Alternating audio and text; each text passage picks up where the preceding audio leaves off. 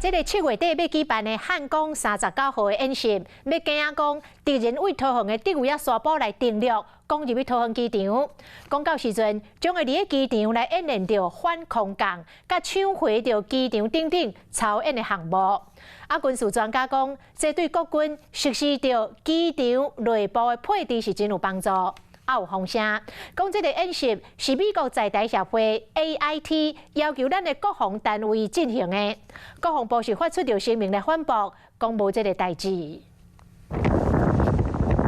中核机舰伫咧海上载战车准备登陆，海沙部长阿兵哥在树林船全部准备好势，进行两侧登陆预演，为了防止敌人攻击。3月16日，国军头一摆伫咧桃园伫位海沙部进行演练。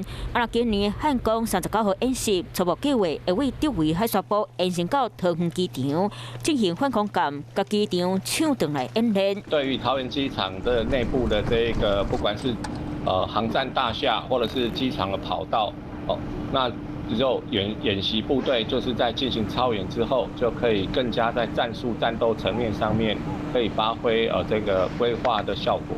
预计伫咧7月27日下晝9點到11點半，武器敌军为伫位海沙堡登陆。一路路以来，车程9到10分钟的桃园国际机场，敌军占领成武航空机坪，正做指挥所。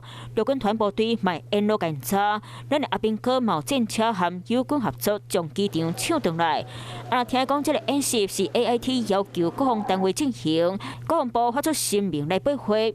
汉光实兵演练，它的主要目的是验证作战计划。有关于美方关切整个操演的项目等等这种臆测并不是事实。不过，桃园机场航班游客拢真多，那真正用下午3點半钟进行操演，这恐惊影响航班调度，真侪游客不拢爱改行程。国防还是会高于这种运输跟交通的需求协调，同时时段可以调整的话，比如说在清晨就是航班最少时段进行。